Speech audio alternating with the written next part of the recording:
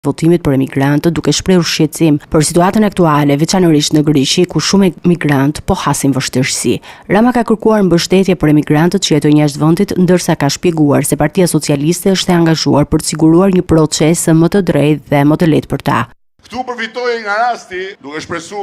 besuar që na shohin nga Greqia, t'ju them, jeni regjistruar për të votuar. Fatkeqësisht në Greqi u bë një mishmash, jo DHL-ja,